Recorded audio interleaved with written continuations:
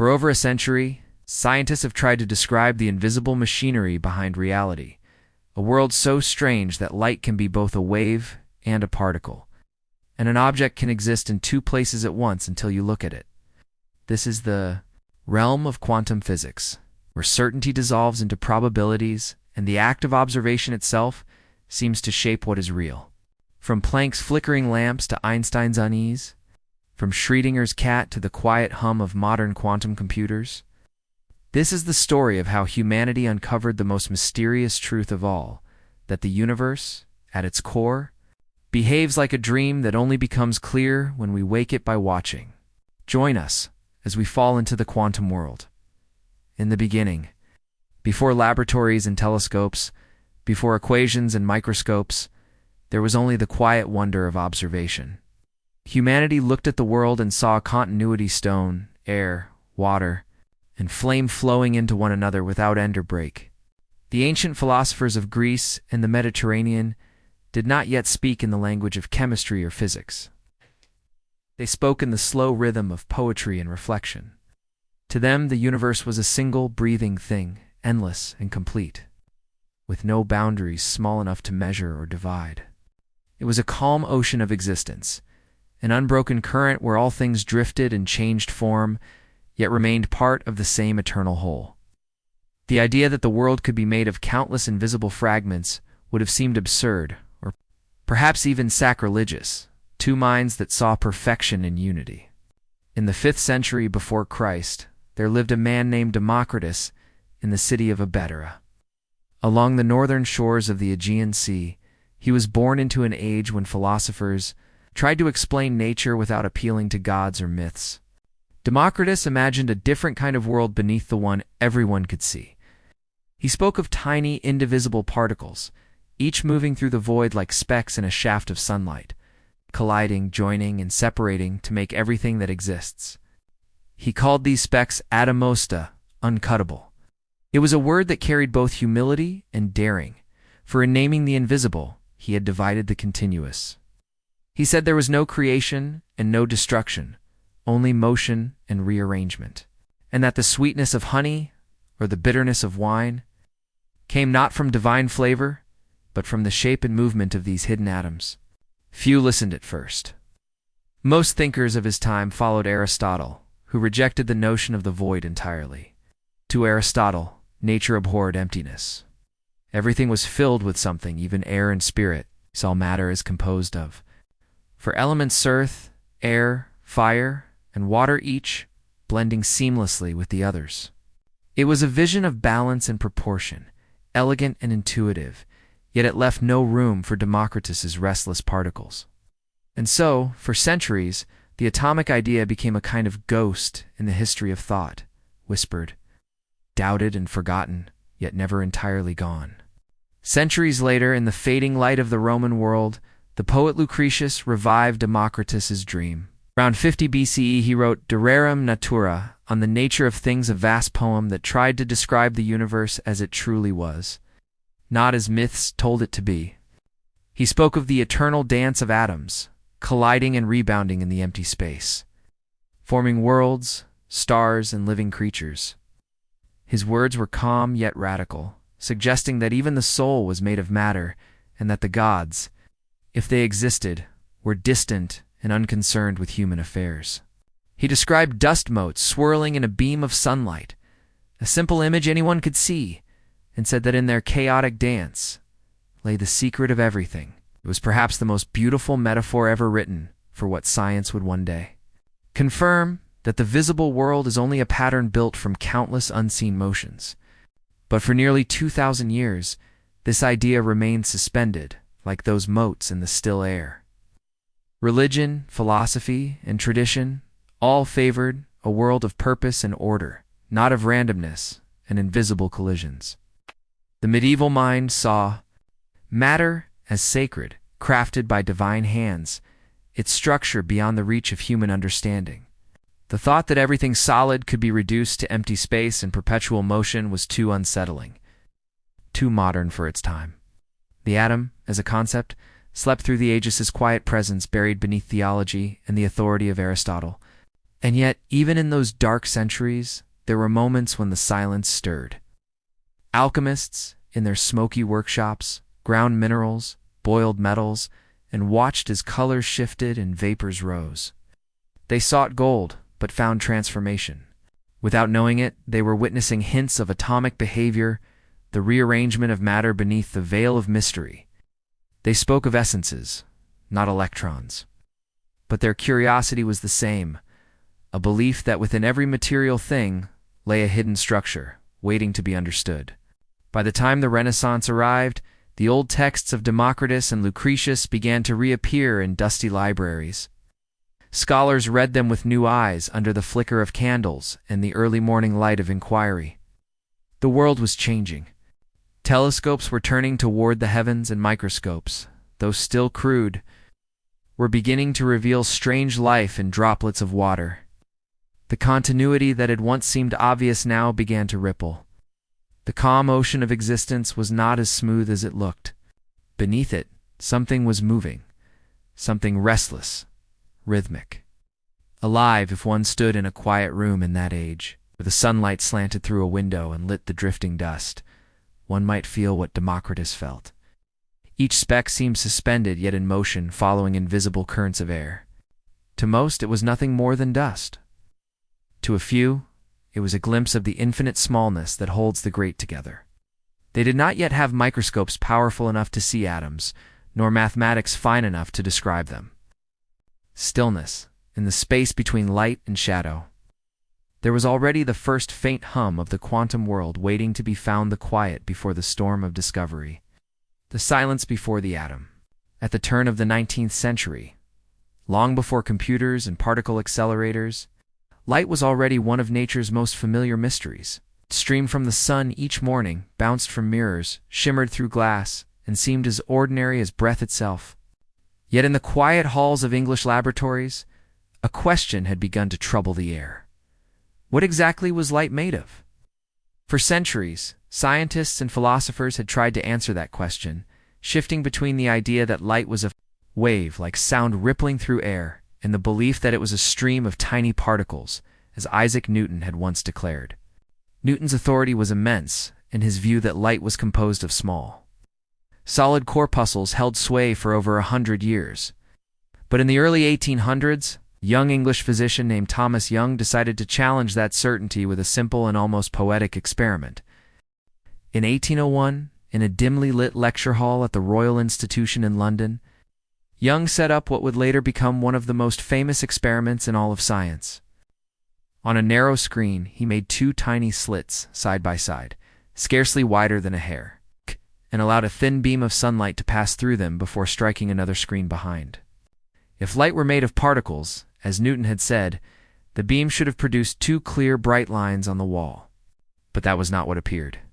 Instead, Young saw a strange pattern of alternating bright and dark bands, a pattern that pulsed like ripples on a pond. The bright bands showed where the crests of two waves met and strengthened each other, while the dark bands marked where a crest and a trough canceled out. To Young, it was unmistakable. Light was a wave, spreading, bending, interfering with itself just as water does when disturbed by two pebbles falling close together. The result seemed elegant, even beautiful, but it was also deeply unsettling. For if light were a wave, what was waving? Sound waves traveled through air, ocean waves through water, But what invisible substance carried light across the vast emptiness between the sun and the earth? To solve that problem, scientists imagined something they called the luminiferous ether, unseen medium that filled all space. Through this ether, they believed, light waves could ripple endlessly, moving faster than any object but still bound to a physical fabric of reality. The theory fit well enough for a time, and for most of the 19th century, light was treated as a wave beyond question. Its properties were studied, its colors measured, its behavior neatly explained by the laws of interference and diffraction. The mystery seemed to have settled at last, but as the century drew to a close, the calm began to break. Around 1887, an American physicist named Albert Michelson, working with Edward Morley in Cleveland, Ohio, set out to detect the motion of the Earth through this supposed ether. using a delicate interferometer and instrument. That split a beam of light and recombined it too. Measure the slightest changes in speed, they expected to see small shifts as the planet moved through the invisible medium. To their surprise, they saw nothing at all. No matter which way the light was sent, it always traveled at exactly the same speed. The result, which became known as the Michelson-Morley experiment, struck at the heart of the wave theory's foundation. If light was truly a wave, how could it travel without a medium? And if the ether did not exist, through what was it moving? By the 1890s, physics had entered what many thought would be its final, polished phase. The great equations of Newton still held the heavens in order, and James Clerk Maxwell's brilliant theory of electromagnetism had joined electricity, magnetism, and light into a single description. Yet even as laboratories glowed with electric lamps and X-rays began to capture the hidden shapes of bones and metal, something in the equations refused to stay quiet. Light behaved like a wave in some experiments, and like a particle in others. It was as if nature had decided to wear two faces at once, switching them depending on who was watching. Physicists tried to push the contradiction aside, but the evidence kept growing. When ultraviolet light struck certain metals, it knocked loose electrons in a way no wave equation could explain. The effect, later called the photoelectric effect, seemed to show that light carried energy in discrete packets rather than continuous ripples. At first, this was treated as an oddity, a detail to be ironed out later. Few could imagine that this strange dual behavior was not a flaw in understanding but a glimpse of something far deeper, a universe that did not obey the comfortable logic of common sense. In those last years of the 19th century, laboratories across Europe were glowing with experiments that refused to fit within old ideas. Cathode rays bent where they should have traveled straight. Radioactivity leaked energy in ways no one could account for. And light, the most familiar of all, seemed to possess a double life. The same beam that painted gentle interference patterns on a wall could also strike a metal plate and free electrons as if it were made of bullets. How could light pass through two slits at once and yet arrive as single, localized hits on a detector? It was a riddle that seemed to mock the very act of observation. As the new century dawned, the world was changing faster than anyone could follow.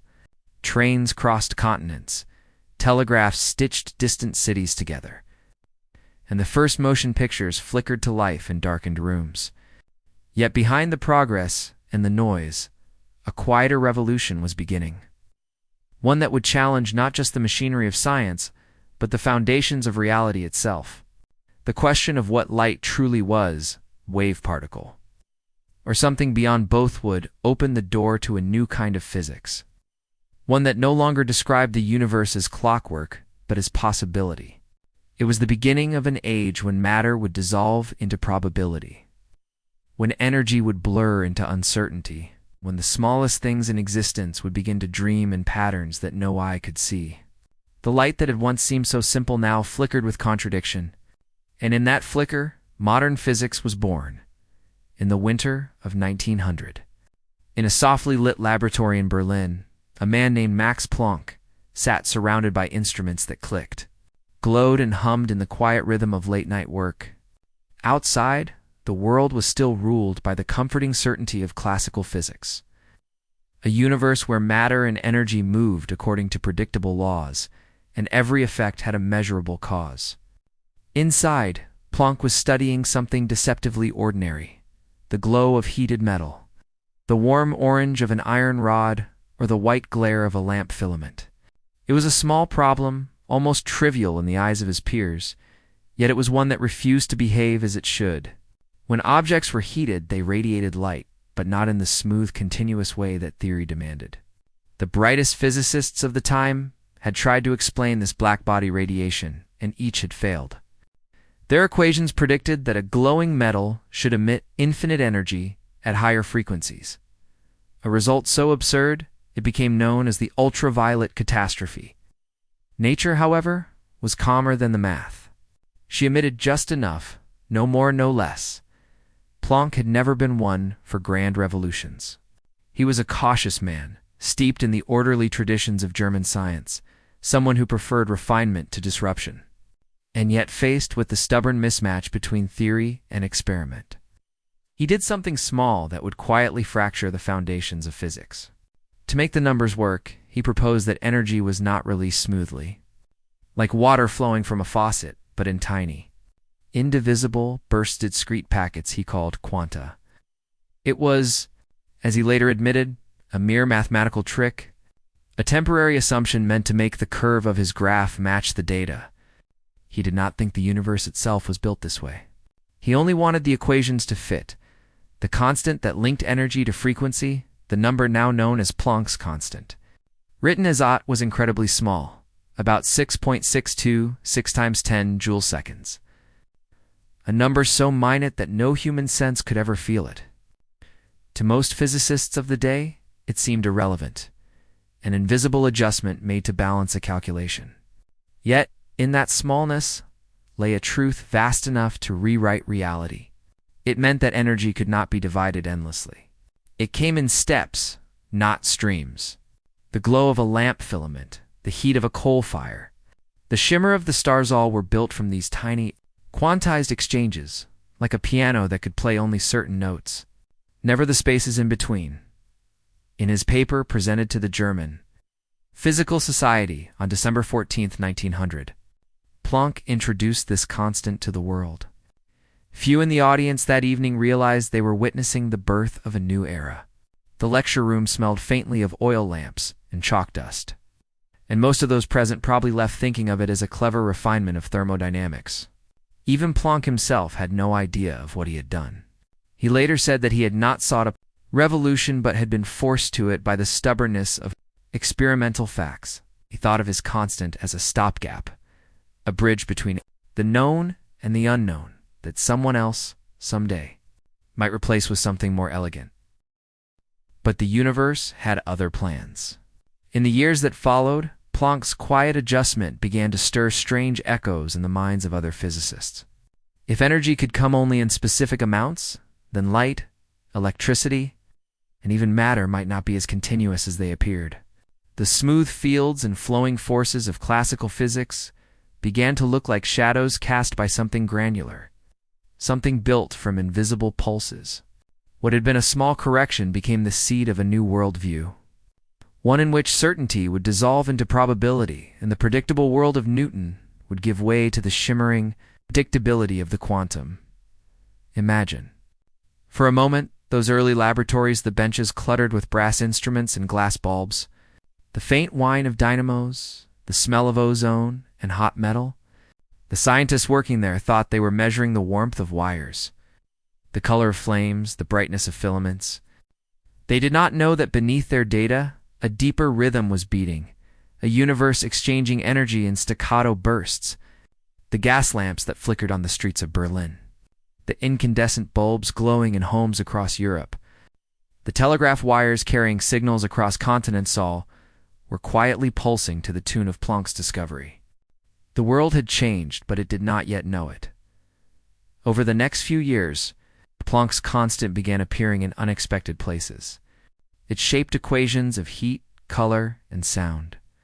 It crept into the mathematics of light and electricity, into the emission of electrons and the absorption of photons. It became a bridge between the invisible and the observable, between what could be imagined and what could be measured. Slowly, the realization dawned that Planck's trick was no trick at all, it was nature's signature. Energy, like matter, had an atomic structure. It came in quanta, indivisible and eternal. And these quanta were the true currency of the cosmos. Planck himself remained cautious. He was a man of deep moral conviction, shaped by the turbulence of his time. And he preferred the solidity of laws to the playfulness of possibility. Yet his constant, the small h that he had written almost absent-mindedly, would soon attract the attention of a younger generation of dreamers. In 1905, Albert Einstein would use it to explain the photoelectric effect, suggesting that light itself was made of particles called photons. Later, Niels Bohr would use it to describe how electrons leaped between orbits in an atom, emitting light in discrete frequencies. The small number Planck introduced would echo through every new discovery that followed. from the uncertainty principle to quantum computing, from atomic clocks to the glow of distant stars. In the end, the man who had sought only to make the numbers behave had unknowingly opened the door to a new world, a world where energy was grainy, where matter danced in probability, and where the universe spoke in the language of quanta.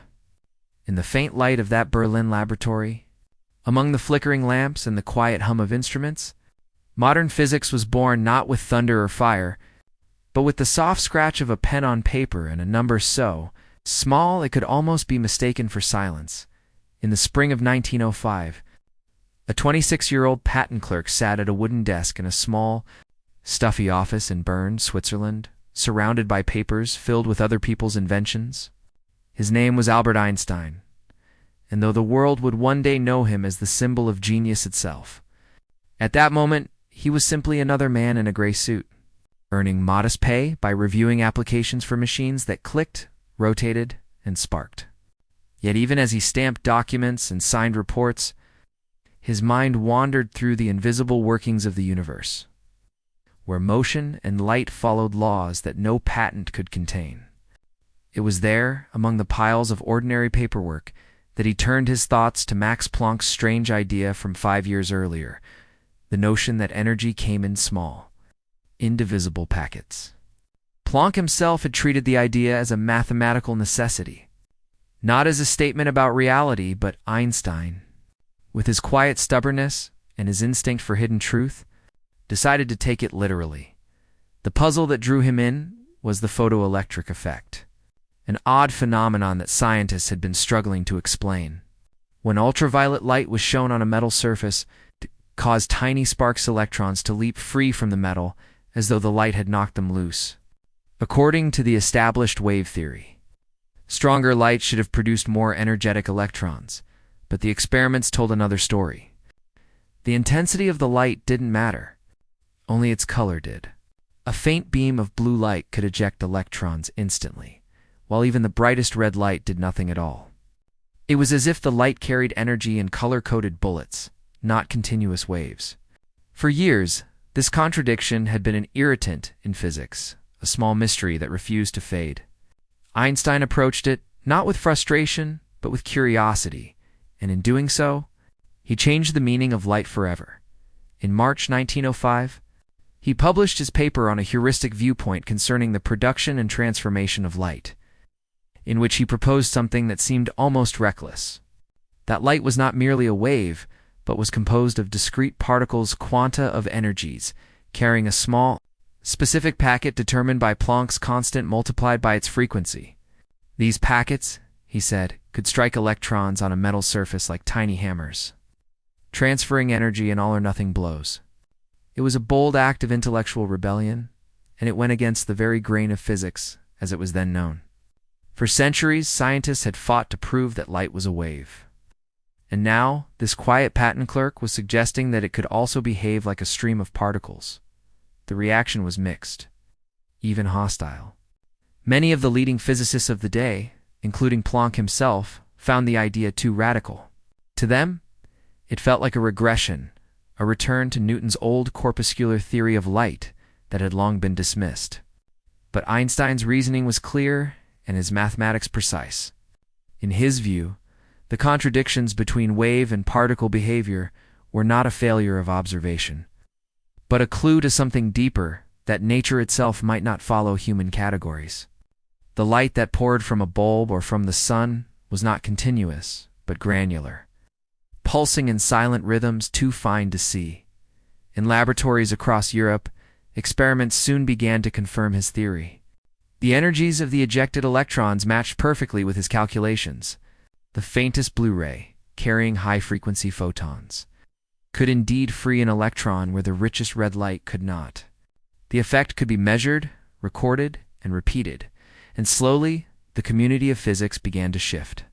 What had once been treated as a convenient fiction, the quantization of energy, was now undeniable.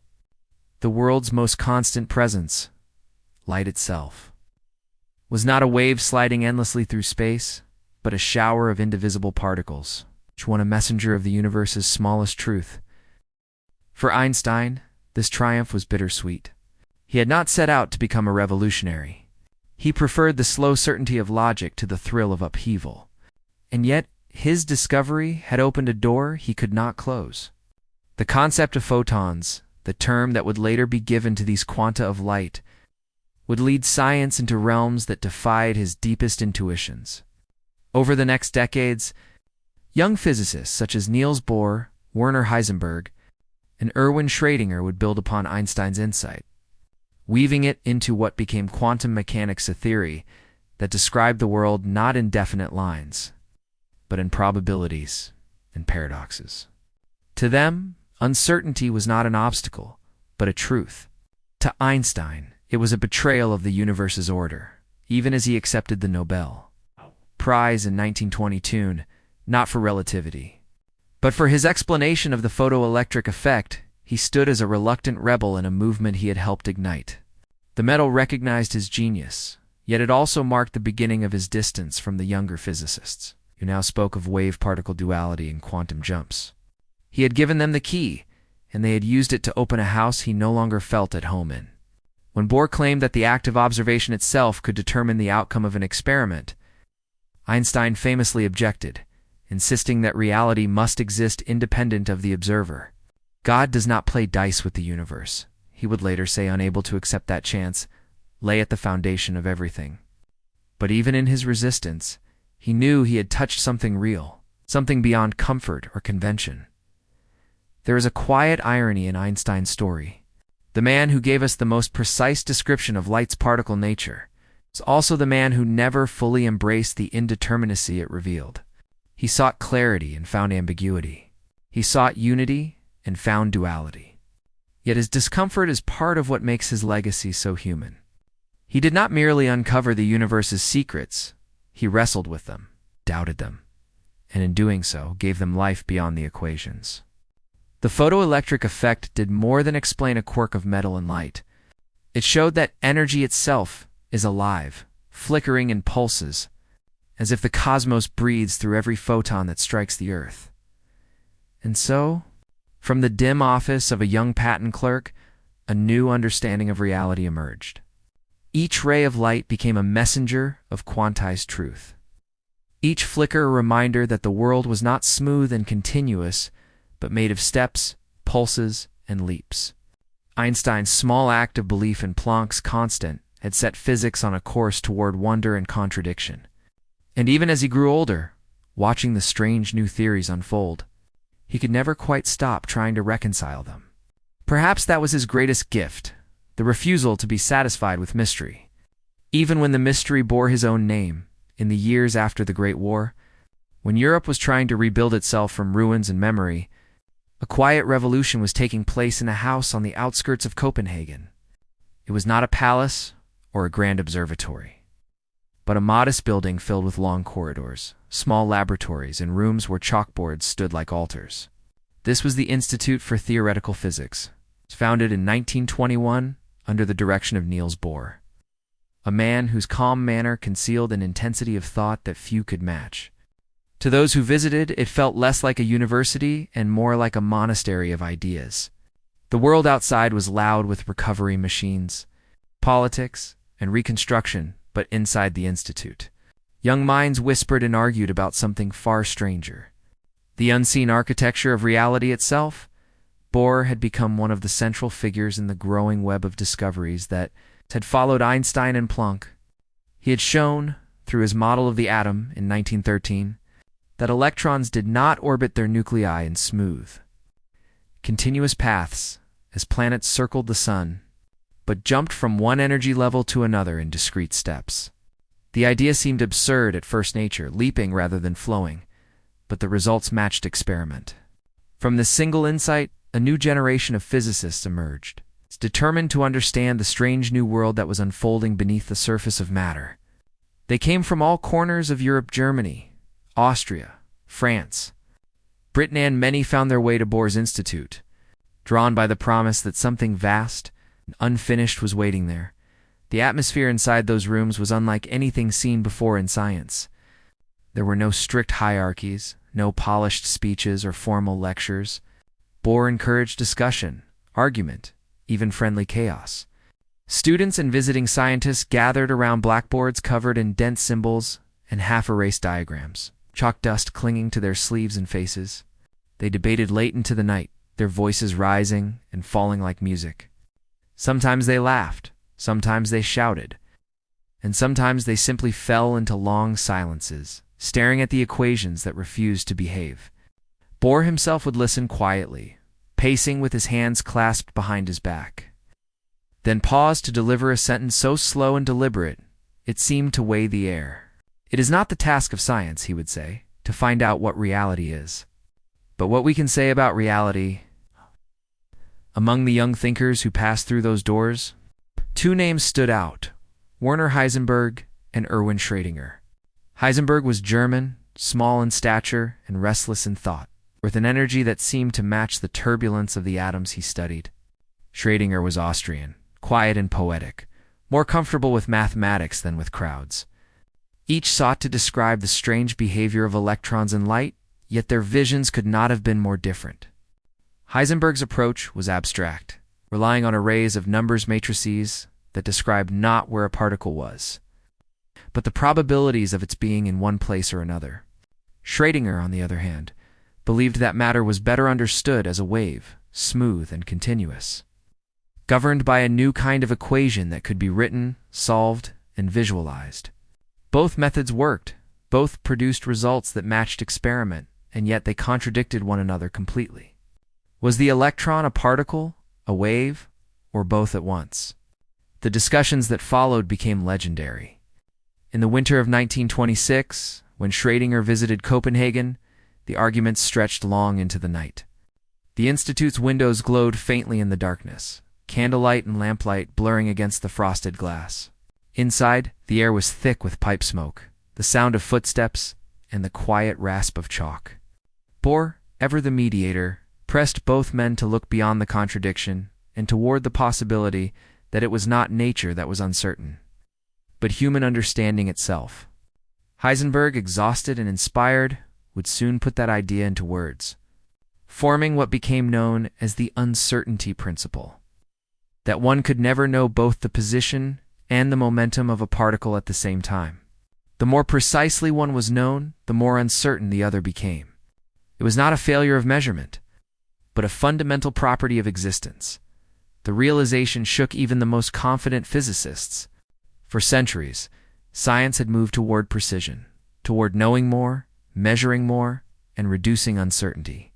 Now it seemed uncertainty was not an obstacle, but a law. The very act of observation changed the thing being observed. The electron, when left alone, was a cloud of probabilities, a mist of potential. Only when measured did it become something definite here or there, but never both. Bohr embraced this strangeness fully, and in time his interpretation of quantum mechanics, which came to be known as the Copenhagen interpretation, would shape how the 20th century understood the subatomic world. In his view, physics no longer described what was, but only what could be known. Reality, as he saw it, was not independent of observation, but bound to it, like light and shadow shifting together. Outside, the city slept beneath a pale northern sky, the streets quiet except for the distant sound of trams. Inside, the arguments continued. Bohr and Heisenberg sometimes walked along the harbor after midnight, the cold wind carrying their words into the dark water.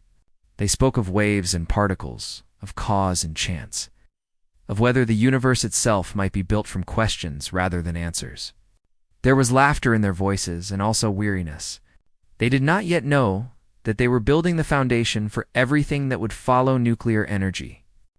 Semiconductors, lasers, and the theories that would one day probe black holes and the birth of the cosmos. They only knew that the world had become uncertain, and that uncertainty was somehow beautiful. By the end of the 1920s, the Institute in Copenhagen had become the heart of modern physics.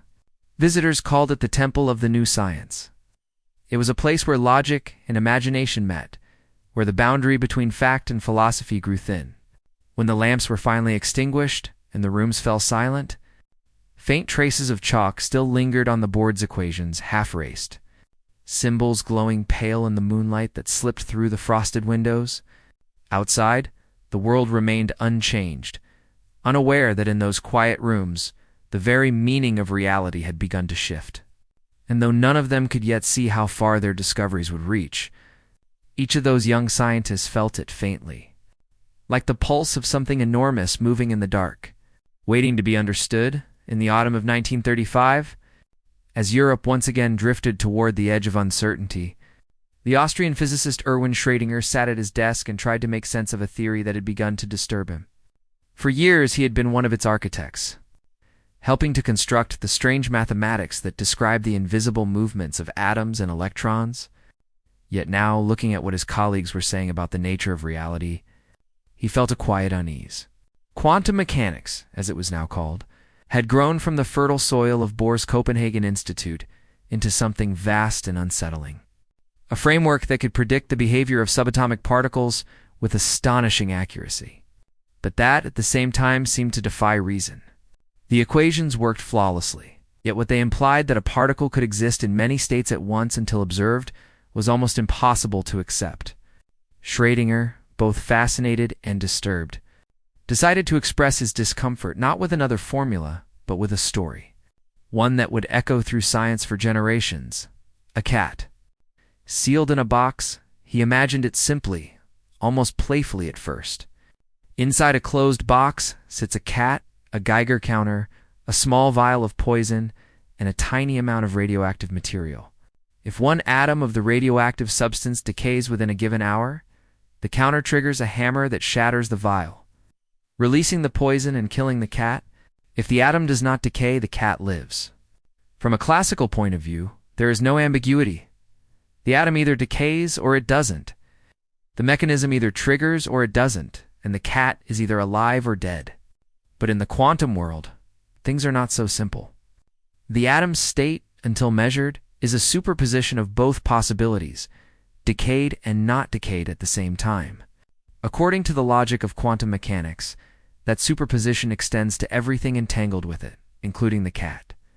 Inside the sealed box, unseen and unmeasured, the cat would therefore be both alive and dead, existing in a blurred mixture of two mutually exclusive realities until someone opens the lid and looks inside. Schrödinger's intention was not to mystify, but to criticize. He meant it as a satire on the way quantum physicists had begun to speak about their equations as if probability itself were the fabric of existence.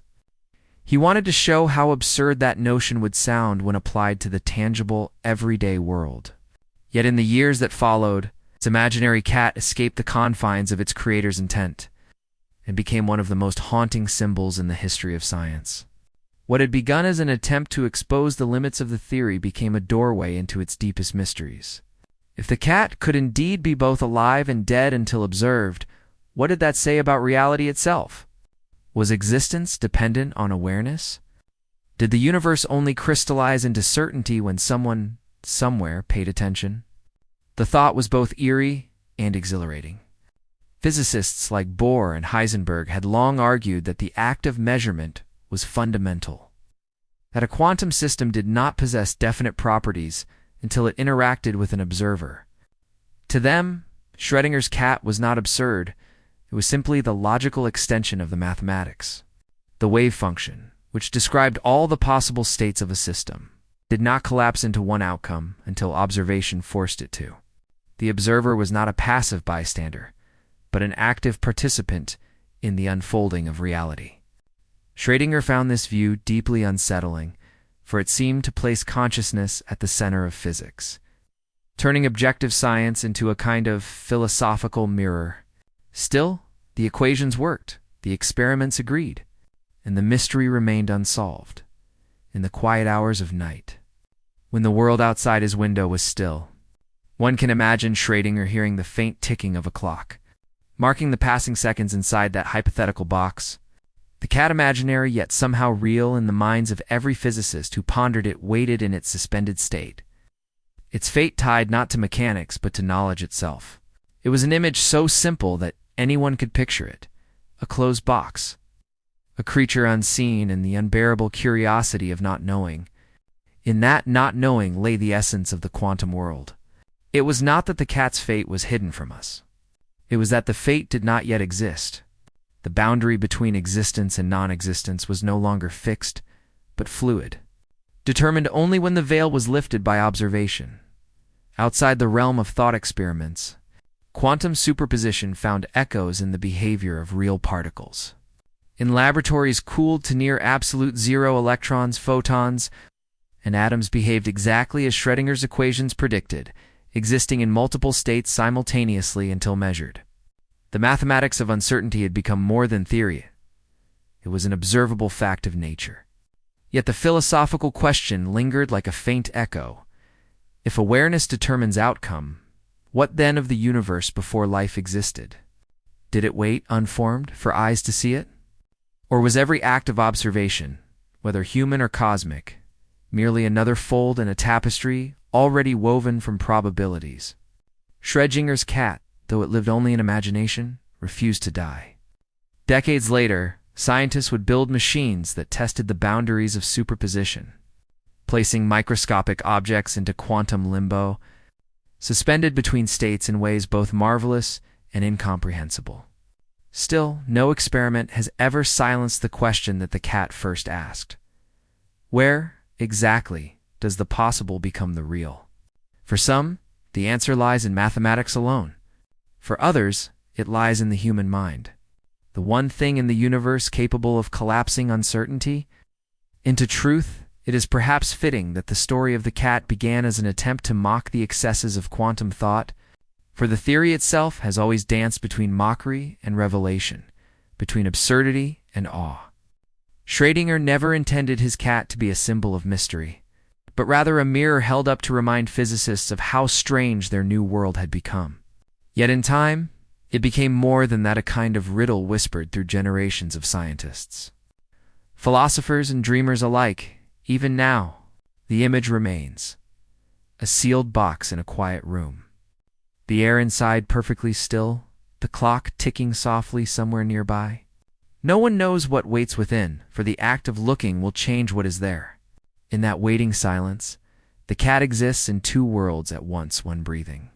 One not until the lid is lifted and the universe at last decides. In the spring of 1926, while Europe was still haunted by the echo of the Great War, a man named Erwin Schrödinger sat in a small apartment in Zurich, surrounded by notebooks, half-empty teacups, and the restless hum of thought that would not let him sleep. Outside, the streets were gray with rain, but in his mind, the world shimmered with invisible waves, smooth and continuous, like the surface of a pond stirred by a quiet breeze. He had been searching for months for an equation that could describe the strange new behavior of electrons, which refused to obey the old laws of mechanics and instead moved as if they were both particles and waves, depending on how they were seen. The problem had already consumed the brightest minds of his generation. Heisenberg. Born, but Schrödinger believed that somewhere beneath the confusion, there was still harmony. That nature must follow a rhythm, even if no one yet knew its song. When the answer finally came, it arrived not as thunder, but as a whisper written in symbols across a sheet of paper. In a single line, he found what generations of thinkers had searched for, a mathematical expression that could describe the motion of any particle. Not as a solid point, but as a wave spread through space, rising and falling in time. This wave equation, simple in appearance and infinite in consequence, would become one of the most profound creations in the history of science. It did not describe where a particle was, for in the quantum world, that question had no single answer, but rather the probability of where it might be found. What had once been seen as a marble orbiting a nucleus was now a vibrating field of possibility, a cloud that shimmered with potential until observation made it real. To Schrödinger, the equation was not merely a tool for calculation. It was a revelation. He felt, as he later wrote, that he had discovered a language in which nature herself spoke a language of pure rhythm and resonance. In his notebooks, he described electrons not as mechanical objects, but as standing waves, patterns of vibration that encircled the nucleus the way a melody wraps around a chord. The world of matter, once imagined as a vast assembly of gears and collisions, now appeared as music delicate, continuous, and alive. When he showed the equation to his colleagues, some were astonished, others skeptical. But all recognized that something extraordinary had happened. Physics, which had once sought certainty, had now become a kind of poetry written in numbers. The implications spread quickly. The equation worked for the hydrogen atom, then for helium, then for more complex systems. Wherever it was applied, it predicted results that matched experiments with uncanny accuracy. It explained why electrons occupied specific energy levels, why light was emitted in certain colors, and why matter was stable at all. It unified what had seemed impossible to reconcile waves and particles, continuity and discreteness, into one vision of harmony beneath chaos. Yet the beauty of the equation carried a shadow, for it also revealed that beneath that harmony lay a sea of uncertainty. The waves described by Schrödinger did not show a definite reality, but a map of probabilities, a suggestion rather than a statement. Nature, it seemed, played out her symphony without ever committing to a single note until the listener arrived. In those early years, the scientists who gathered around the new quantum theory felt both awe and confusion. In smoky lecture halls in Berlin, in Göttingen, in cafes in Copenhagen and Zurich, they filled blackboards with dense symbols and long discussions that stretched until dawn. Some, like Max Born, embraced the idea that the wave function did not describe the particle itself, but only the likelihood of its appearance, while others, like Schrödinger, resisted that interpretation, longing for a picture of reality that was still tangible, still whole. He would later write that he disliked the idea of probabilities governing existence, calling it a blurring of the sharp lines of the world. Yet his own equation, elegant and serene, was the very instrument that had revealed that blur. There was something deeply human in his struggle. He had given the world a tool that worked better than any before it, yet he could not fully accept what it implied. When he looked at his wave equation, he saw not randomness, but structure, not chaos, but coherence. He imagined that the universe was still lawful, still deterministic, but in a way that was hidden from view, wrapped in layers of interference and pattern. The waves were not signs of confusion, he thought, but of connection, each crest and trough, an echo of interactions too subtle to be seen. It was as if every particle in existence were part of a grand ocean, each movement rippling outward, influencing and being influenced in turn. As he refined his theory, Schrödinger found beauty in the mathematics itself.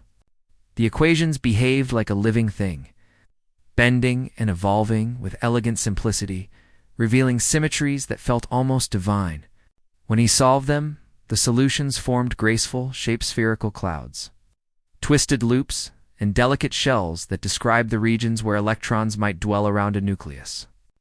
These shapes, invisible to the naked eye, would one day become the foundation of chemistry, explaining the bonds that hold molecules together and the colors that fill the world. What he had written on a rainy afternoon in Zurich had become the blueprint for the invisible architecture of reality. And yet, for all its triumph, the equation remained enigmatic. No one could say what the waves actually were. Were they physical things, vibrating in some hidden medium, or merely mathematical expressions of knowledge? The debate would continue for decades, splitting friendships, shaping careers, and fueling a quiet tension between those who believed the universe was ultimately knowable and those who believed it was not. Schrödinger himself never stopped searching for clarity. Even as the theory grew beyond him, as quantum mechanics became the backbone of modern science, he carried the uneasy feeling that something essential was still missing, something just beyond the reach of numbers still. There is a kind of peace in imagining him there, in that dimly lit apartment. Pen moving across paper while the rain tapped gently on the window. The air smells of coffee and chalk, the light flickers as the day fades into evening, and on the desk lies a sheet filled with symbols that capture the pulse of the universe. The equation he has written will outlive him, will guide generations of scientists, and will remind them that even the coldest mathematics can dream. Matter, it turns out, is not a machine, but a melody. And the universe itself may be nothing more or less than the music of its own unfolding. In the summer of 1927, a young German physicist named Werner Heisenberg walked along the misty shore of Helgoland, a small island off the North Sea coast, his mind caught in the quiet struggle between clarity and chaos. The wind carried the scent of salt and seaweed. Gulls circled against the low-gray sky, and waves rolled endlessly over the rocks, fading into fog before they reached the horizon. He had come there seeking relief from hay fever and from the noise of the mainland. But more than that, he had come to think. For months he had been wrestling with a problem that no amount of mathematics could settle: the uneasy realization that the very act of measuring the quantum world seemed to disturb it, that the closer one tried to look, the less there was to see. The equations of the new physics had begun to whisper something that no one wanted to believe: that nature, at its most fundamental level, refused to be fully known. Heisenberg's mind was sharp, precise, almost surgical in its ability to cut through complexity. Yet what he was facing was not a technical problem, but a philosophical wound. Classical physics had promised a world of certainty, where particles' position and motion could, in principle, be known with perfect accuracy if one had the right instruments and enough patience. Newton's universe was a grand clockwork, each gear turning the next in perfect sequence. But in the strange landscape revealed by quantum mechanics, that clockwork dissolved into a haze. The electrons that circled atomic nuclei did not trace fixed paths. They existed in shifting clouds of probability, described by Schrödinger's elegant wave equation. Heisenberg realized that this was not merely a limitation of tools or technique. It was a boundary written into the fabric of reality itself. He began to see it one sleepless night as he worked at his small desk, lit only by the dull glow of a kerosene lamp. He wrote down an idea that at first seemed like nothing more than a note in the margin. The more precisely you know the position of a particle, the less precisely you can know its momentum, and vice versa. It was a balance that could never be escaped, no matter how perfect the measurement. The equation that expressed this trade-off x delta p is greater than or equal to k2 was small, neat, and devastating. It meant that uncertainty was not the result of human error, but a fundamental law of nature. The universe itself blurred when examined too closely, like a photograph overexposed by too much light. The sharper you tried to make one edge, the softer everything else became. When Heisenberg shared his discovery with Niels Bohr at the Copenhagen Institute, their discussions stretched late into the night, sometimes calm, sometimes heated, always circling the same question: what does it mean to know something? Bohr, with his deep patience and philosophical calm, saw beauty in the uncertainty, believing it reflected the humility with which science must approach truth. Heisenberg, though younger and more restless, sensed its weight differently. It felt like standing on the edge of a fog-covered cliff, knowing there was something beyond but unable to see where the ground ended. Together, they began to understand that physics was no longer describing a solid, measurable world, but one that shimmered in and out of definition depending on how it was observed. In the years that followed, Heisenberg's principle became both the cornerstone and the haunting melody of quantum mechanics. The idea spread through the scientific world like the echo of a distant bell, quiet at first, then resonant. It changed the way experiments were designed, how measurements were interpreted, and how scientists thought about reality itself. The microscope that revealed the atom also obscured it, for to see was to alter, to measure was to disturb. The universe, it seemed, guarded its secrets not through distance, but through paradox. Heisenberg often described this mystery through imagery rather than numbers. He would say that the world was like a landscape shrouded in morning fog. Objects existed, but only as outlines until one stepped closer, and even then the edges trembled, blending into the mist. Observation did not merely reveal the scene, it reshaped it.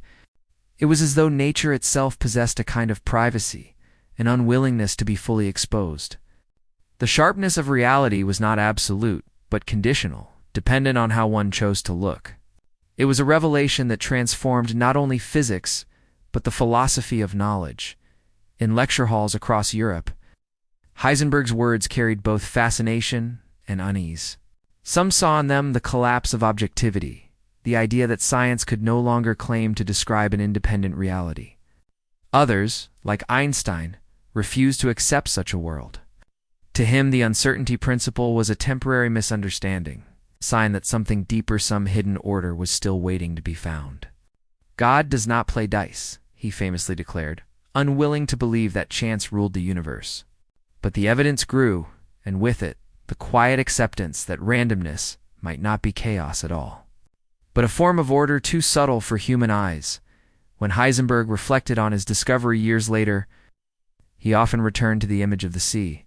The surface of the water, he said, could appear calm and solid from a distance. But up close, it dissolved into ripples and reflections, never still, never exact.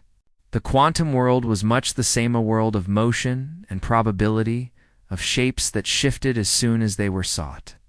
Even now, the principle that bears his name reminds us that precision has a price, that knowledge, like light, illuminates only what it touches and leaves the rest in shadow.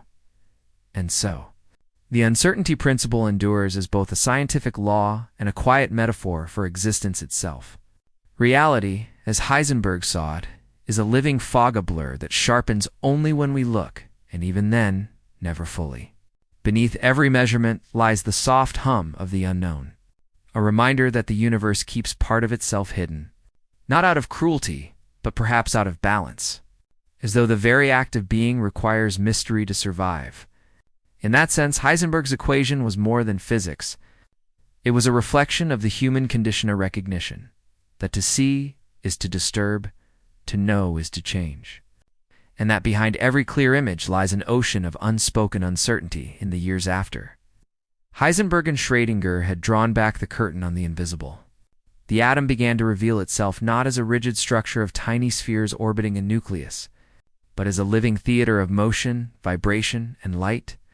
What had once been imagined as a miniature solar system was now seen as something far stranger and far more beautiful, a shimmering cloud of probabilities where electrons danced not in fixed paths, but in patterns of rhythm and resonance. The physicists who studied it could no longer speak of matter as solid or static. Instead, they described it in terms of waves, interference, and harmony, as though the universe itself were built not from bricks but from melodies. The equations of quantum theory had turned the atom from a mechanical object into a performance, a place where energy and motion moved together in a kind of eternal choreography. Every atom, from the hydrogen that fuels the sun to the oxygen in a human breath, is a world of motion and balance. Its electrons occupy shells and orbitals, each defined by the quantum numbers that describe their possible states. These are not orbits in the sense that planets circle stars. Rather, they are regions of possibility, shapes carved by probability, where the electron's presence is more like a sound filling a room than a marble moving through space. Each of these shapes, the spherical s orbitals, the dumbbell-like p orbitals, and the more complex forms beyond, corresponds to a particular energy level. When an electron moves from one level to another, it either absorbs or releases a packet of light, a photon. Its color depends on the difference between the two energies. In this way, the universe sings. Every transition of an electron, every flicker of energy inside an atom, produces a note in the cosmic symphony of vibration, measured in wavelengths. Heard not by the ear but by the instruments of science, it was through light that humanity first glimpsed this hidden dance. Long before anyone knew of electrons, scientists had studied the colors produced when different elements were heated or excited. In 1666, Isaac Newton had already shown that white light could be split into a rainbow. But in the 19th century, a new mystery appeared. When chemists passed light from heated gases through a prism, they found not continuous rainbows, but patterns of bright lines, sharp and distinct, as though each element had its own signature written in light. Hydrogen glowed with 3 clear bands in the red, blue-green, and violet regions of the spectrum. Sodium burned with a deep yellow. Neon shimmered with crimson. These spectral lines were at first nothing more than curiosities, but with the rise of quantum theory, they became the evidence of a deeper truth, the fingerprint of electrons leaping between energy states inside the atom. The experiments that followed turned the abstract mathematics of quantum physics into something visible and measurable. The diffraction of electrons, first demonstrated in 1927 by Clinton Davison and Lester Germer in the United States, showed that even particles of matter could behave like waves, forming interference patterns just as light does. When beams of electrons struck a crystal and scattered into specific patterns on a photographic plate, it was as though the invisible had drawn its own reflection. This single experiment confirmed what Schrödinger's equation had predicted and what Heisenberg's principle had implied, that at the smallest scales, the line between particle and wave, matter and energy, was not a line at all, but a blur, a rhythm of transformation. By the 1930s, the atom was no longer a mystery confined to the laboratory. It had become a cornerstone of human imagination. Artists, writers, and engineers alike began to speak of the atomic world as a place of wonder and possibility. Industrial chemistry flourished under the guidance of quantum mechanics. As scientists learned to manipulate electrons to forge new materials and colors, the dyes that brightened fabrics, the phosphors that illuminated screens, the alloys that strengthened engine hull, were born from a deeper understanding of how atoms bond and share their electrons.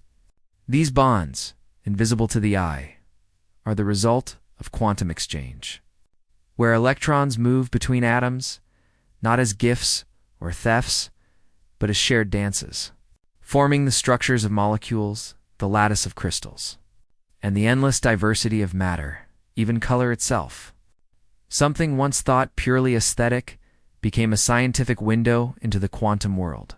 The blue of the sky, the green of leaves. The shimmer of metals all arise from the way atoms absorb and reflect specific wavelengths of light. When sunlight passes through air, it's shorter. Bluer wavelengths scatter more easily than its reds and yellows, painting the heavens with their cool glow. In plants, the chlorophyll molecule captures photons of red and blue light, converting them into the energy of life. In metals, electrons move freely in a sea of shared states, reflecting light in ways that produce the warmth of gold and the silver of steel.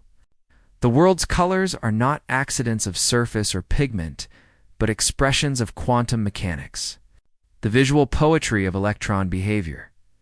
The early decades of the 20th century turned these discoveries into an industry of precision. Spectroscopy became a universal tool, allowing scientists to identify elements across the Earth and even in distant stars. The light from the sun, when analyzed through a prism, revealed the same spectral fingerprints as those seen in laboratory flames, proving that the stars were made of the same stuff as the human body and the planet beneath it. This quiet revelation that the same atomic theater played out in every corner of the cosmos was perhaps more profound than any equation. It suggested that the dance of electrons was not a local performance, but a universal law. Linking the smallest particle to the largest star in the decades that followed, the quantum view of the atom would guide technologies that reshaped civilization. Lasers, transistors, and computers, all of them depend on the predictable yet mysterious behavior of electrons in controlled environments. The physics that once seemed like abstract poetry now powered the world, from communication to medicine. And yet, beneath the machines and the mathematics, the wonder remained. The atom, once thought to be a simple sphere of substance, had revealed itself as a world of motion, of patterns that shimmer and vanish, of energy that flows like music. To peer into it is to glimpse the pulse of creation itself, stage without actors, only rhythms. A play without script, only possibility. The deeper science looked, the more it seemed that the universe was not a machine at all, but an orchestra whose instruments are invisible and whose performance never ends. In the early 1940s, as the world once again descended into chaos, the quiet beauty of quantum theory, once a language of waves, probabilities, and light, was drawn into a storm of human ambition and fear. What had begun as an attempt to understand the smallest pieces of the universe was now being shaped into something that could tear it apart. The same equations that described the dance of electrons and the shimmer of light would soon determine the course of nations. And the men who had once spoken of the elegance of energy would now find themselves weighing the cost of its release. The Second World War did not invent the atom. but it forced humanity to open it, to look inside and use what it found.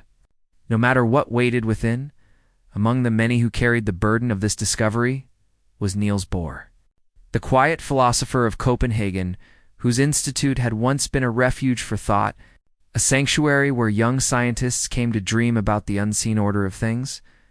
Now, that same order was being drafted into military service. In 1939, as war spread across Europe, Bohr fled Denmark after the Nazi occupation, carrying with him not only his papers and ideas, but a heavy sense that the world he had known, the world of open conversation and shared curiosity, was ending. He eventually reached the United States, where he joined the growing ranks of scientists working on what was whispered to be the most secret project in history. The effort to build a weapon unlike anything the world had ever seen. It had begun, as many revolutions do, with a simple discovery.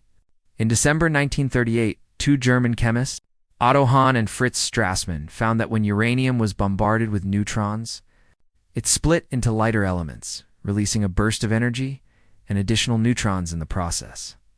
The phenomenon was called nuclear fission, and when the physicist Lisa Meitner, working in exile, heard of it, she recognized at once what it meant.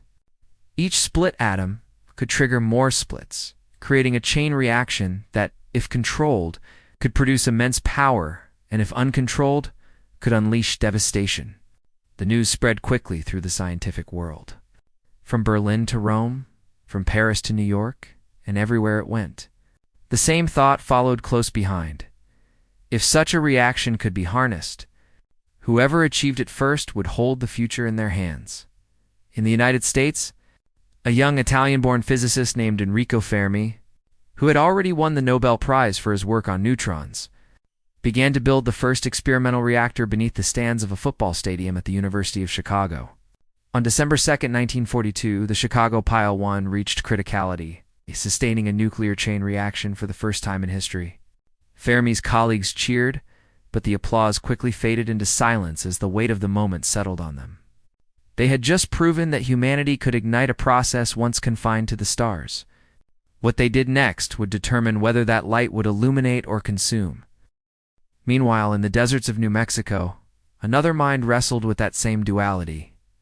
J. Robert Oppenheimer, the brilliant and conflicted physicist who would come to be known as the father of the atomic bomb, was appointed to lead the Manhattan Project's scientific division at Los Alamos.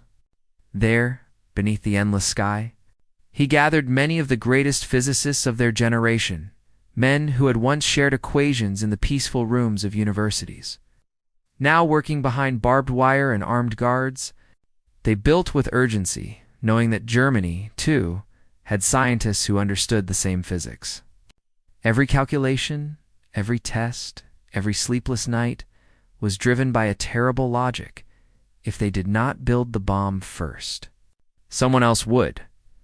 The theories of quantum mechanics, once used to describe light scattering through a crystal or electrons tunneling through barriers, now guided the design of the weapon's core.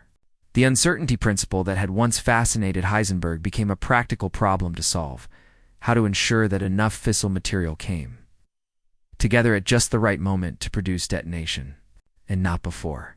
The equations of probability and energy that had once seemed almost philosophical now had consequences written in steel and fire. Science, which had long sought knowledge for its own sake, had become a matter of survival. When the first bomb was finally tested on July 16, 1945, at a site called Trinity in the New Mexico desert, those who witnessed it spoke of it in tones that wavered between awe and horror. The explosion lit the dawn with a brilliance beyond anything the Earth had ever seen, a sun born of calculation. Oppenheimer, recalling the ancient words of the Bhagavad Gita, murmured softly, "Now I am become death, the destroyer of worlds." The men around him stood in silence as the shockwave rolled across the sand. What had once been a dream of understanding had become a nightmare of perfection, a triumph that felt like betrayal. In that moment, the quantum world had shown its power not as mystery, but as mastery, the unlocking of creation's deepest mechanism. When the bombs fell on Hiroshima and Nagasaki weeks later, The beauty of the equations that had made them possible seemed hollow. Bohr, who had warned of the moral danger of using science as a weapon, spoke afterward of the need for openness and cooperation, for the sharing of knowledge to prevent destruction rather than multiply it. Fermi and Oppenheimer both withdrew into reflection, haunted by what they had made. The war had ended, but a new kind of war had begun. One fought not with armies but with ideas, fear, and the promise of annihilation. The quantum world had given humanity a choice, to use its power to understand and to build, to dominate and destroy. It was a strange kind of inheritance, born from curiosity and perfected in secrecy. The same principles that explained the glow of the stars now fueled machines capable of extinguishing cities.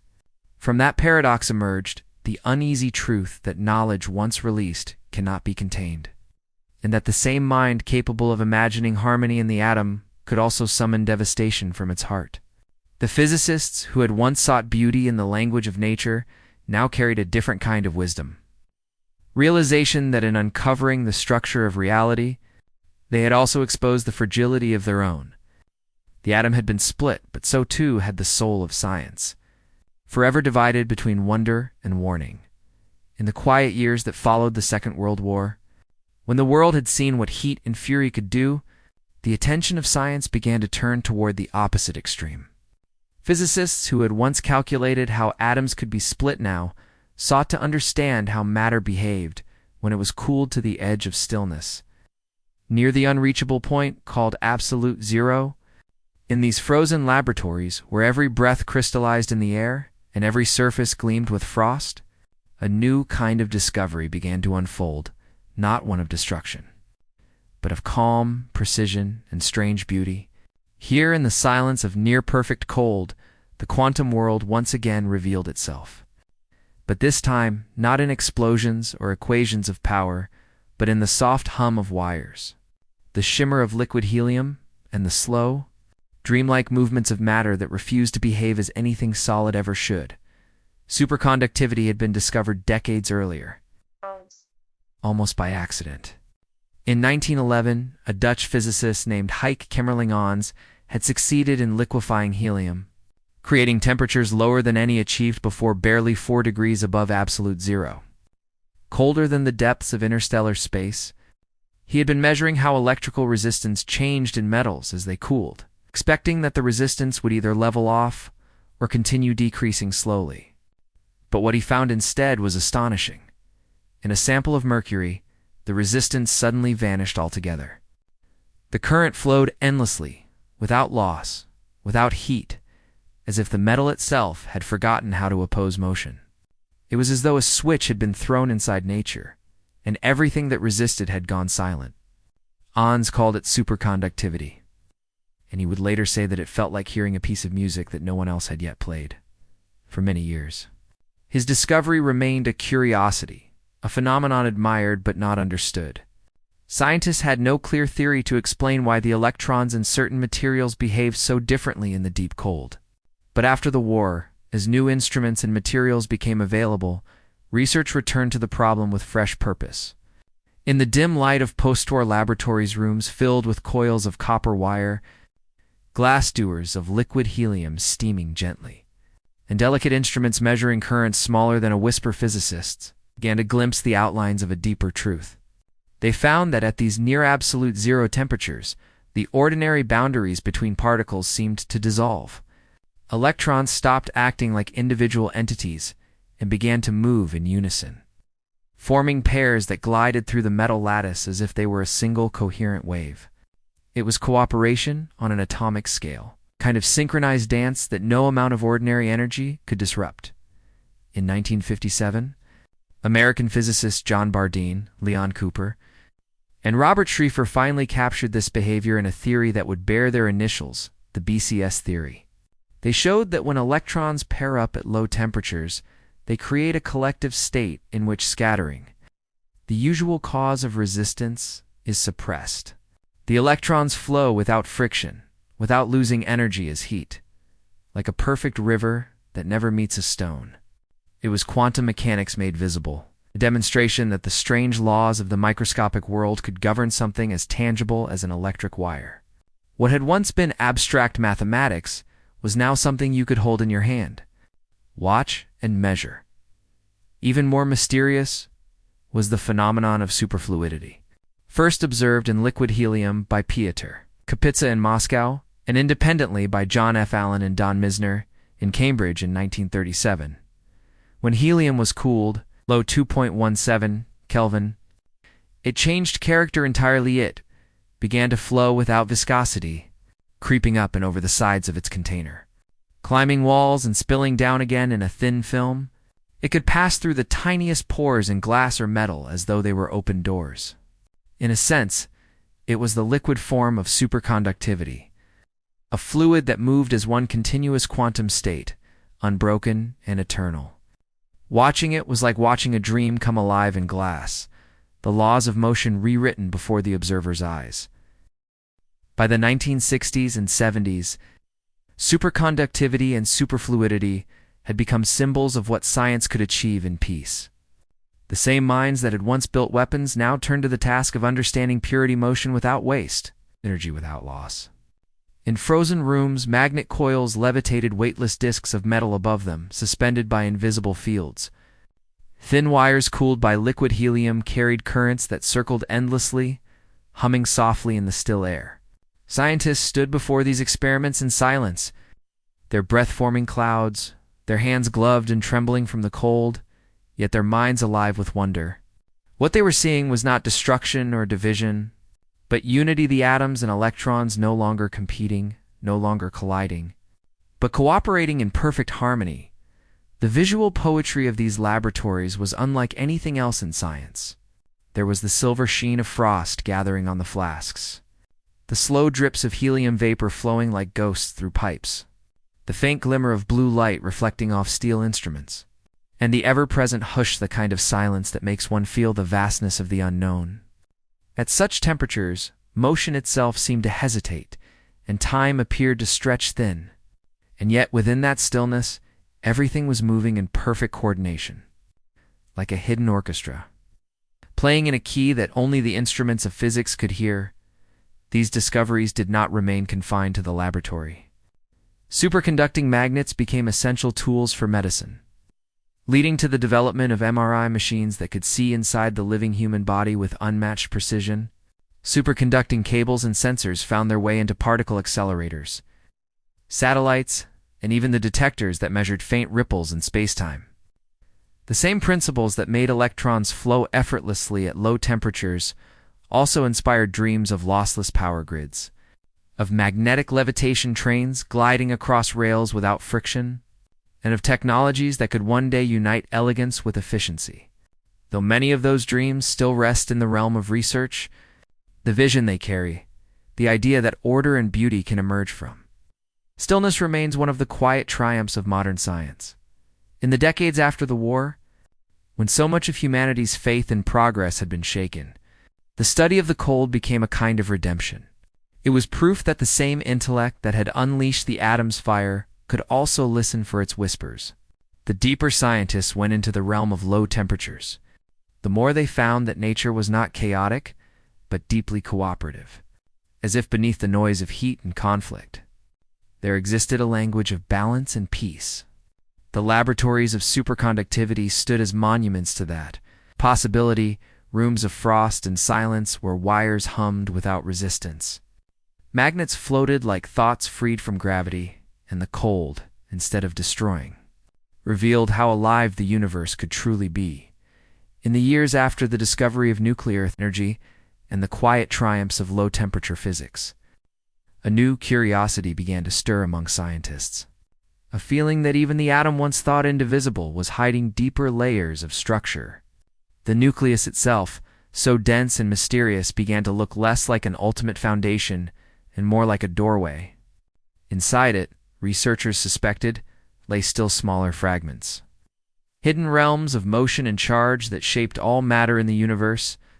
To reach them would require not microscopes, but machines of enormous power, instruments that could accelerate particles to near the speed of light and smash them together. breaking apart nature's smallest components so that, for the briefest instant, their inner architecture might be seen. It was a kind of archaeology of the invisible, and the laboratories where it took place became the modern cathedrals of curiosity. Vast, echoing tunnels buried deep underground, filled with magnets, detectors, and the quiet hum of human ambition, long before the first great colliders were built. The sky itself had hinted at the richness of this hidden world. In the 1930s, high-altitude balloon experiments and detectors placed on mountaintops began to record traces of particles that seemed to come not from the Earth but from space. These were the cosmic rays messengers from distant stars and galaxies, striking the atmosphere and producing showers of secondary particles that rained down through the air.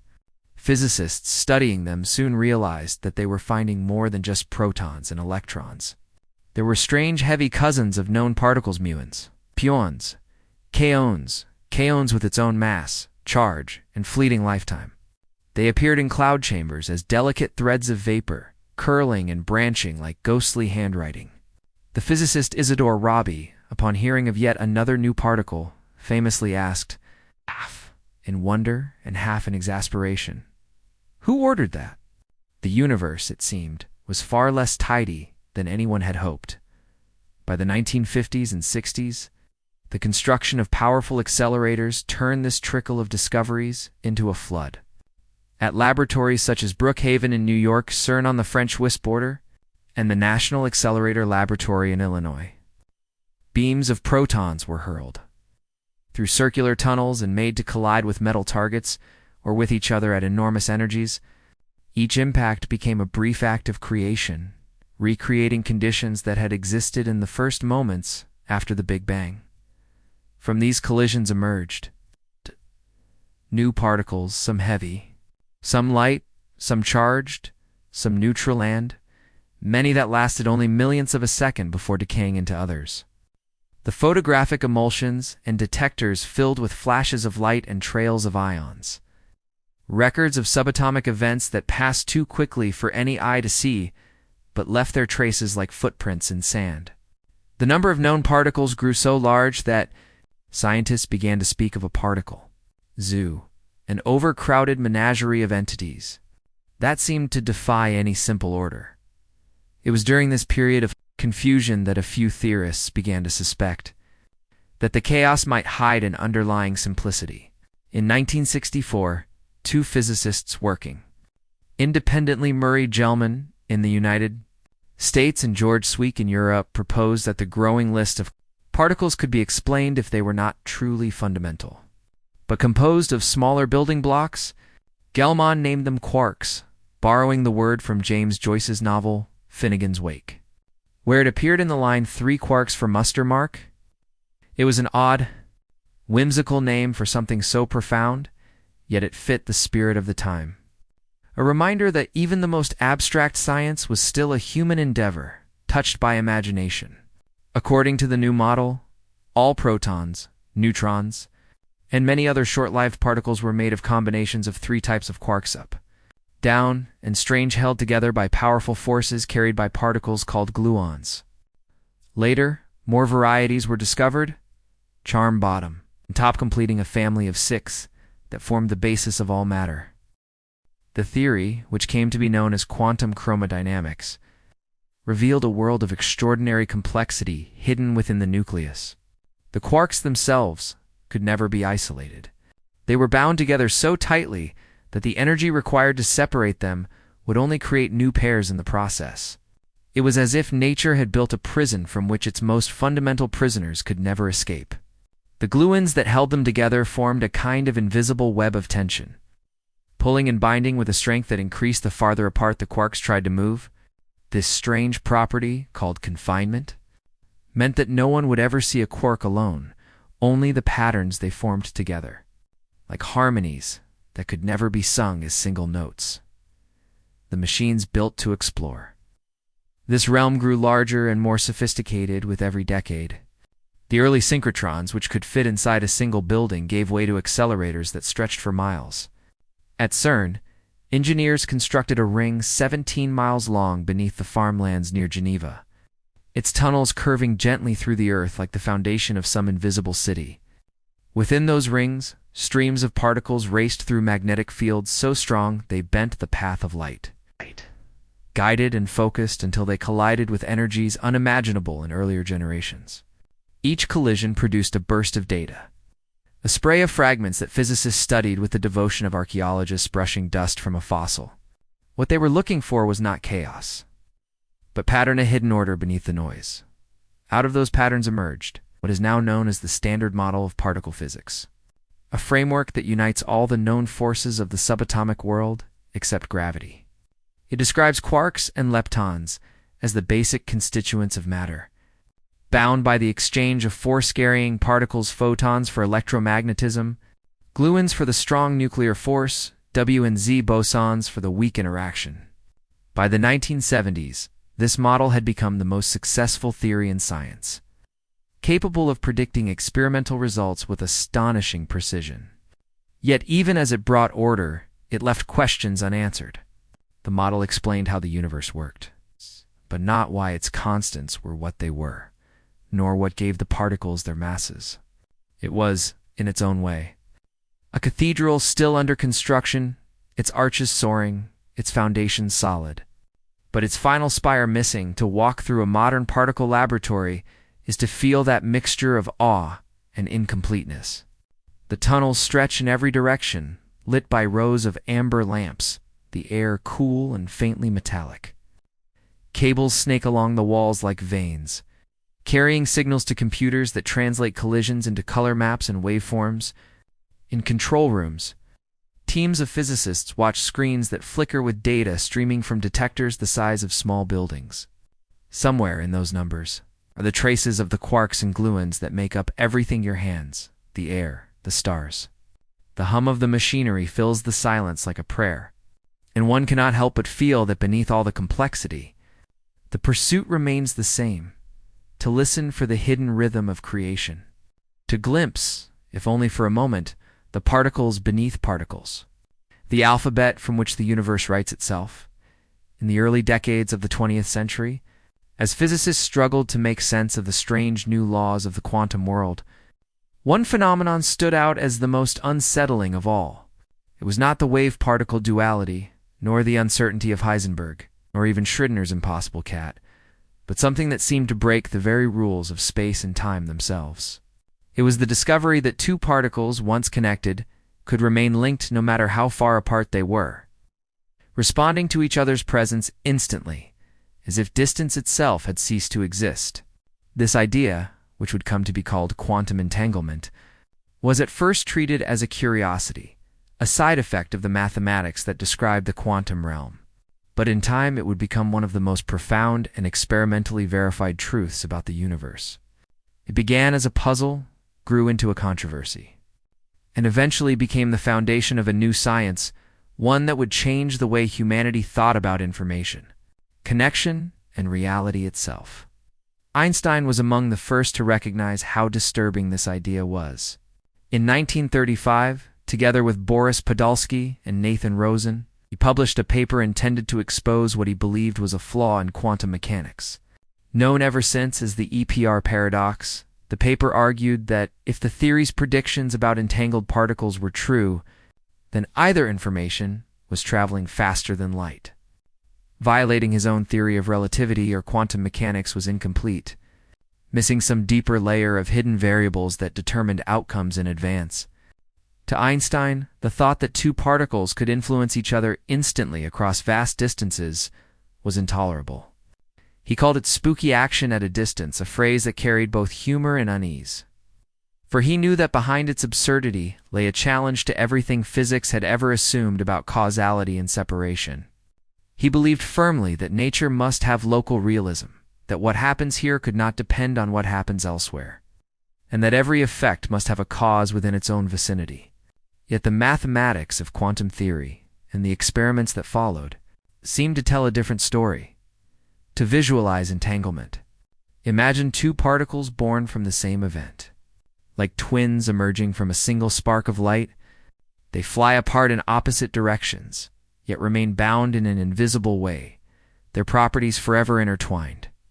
If one particle's spin is measured and found to be up, the other will immediately be found to be down, even if the two are separated by galaxies. The act of measuring one appears to decide the state of the other, as though the universe had whispered between them faster than any signal could ever travel. For decades, physicists debated whether this was a real effect or merely an artifact of the strange language of probability. Einstein's followers hoped that hidden variables, undiscovered parameters, buried deep within the particles, could someday restore order, allowing the universe to be deterministic once more. But others, like Niels Bohr, insisted that quantum mechanics was not incomplete at all. Rather, it described a reality fundamentally different from the classical world, one where connection could exist without mediation, and where information itself was part of the fabric of being. For a long time, the argument remained philosophical. Experiments in the mid-20th century were too crude to test whether entanglement was genuine or merely apparent. It was not until the 1960s that a Northern Irish physicist named John Bell devised a way to settle the question.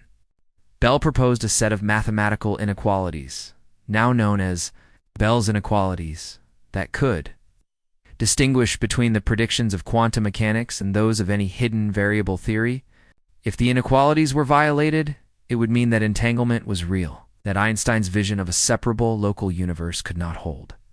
The experiments that followed, performed by physicists such as Aling Aspect in the early 1980s in Paris, were conducted with precision and care. Pairs of photons were created, sent in opposite directions, and measured simultaneously, time and again. The results showed the same thing. The correlations between the particles were stronger than any classical theory could explain. The inequalities were violated. The spooky connection was real. These findings forced scientists to confront an uncomfortable truth that the universe is not composed of isolated parts, but of relationships, patterns, and interdependencies that transcend distance. The reality that we see as separate may only be a projection of something deeper, something woven together by invisible threads of correlation. When Einstein had imagined two particles separated by galaxies, he had done so to illustrate absurdity. Yet modern experiments conducted with satellites and optical fibers stretching across continents have shown entangled photons maintaining their link over distances of hundreds of kilometers. They behave like mirrored twins, pulsing in perfect rhythm though they are divided by mountain ranges and oceans, their unity unbroken by space. It is as though the universe itself keeps them in conversation, a silent synchronization across the void. As the 20th century turned toward its end, physicists began to see an entanglement not just a mystery but a resource. If two particles could remain connected in this way, perhaps that connection could be used to send information, to perform calculations, or to secure communication in ways impossible for classical systems. From this realization emerged the field of quantum information science. In laboratories cooled to near absolute zero, qubits quantum bits were created to store and process data not as zeros or ones, but as superpositions of both. Entanglement became the heart of this new technology, allowing operations that could outpace any traditional computer. At the same time, researchers demonstrated quantum teleportation, where the state of a particle could be transmitted to another across vast distances through the shared entanglement of a third.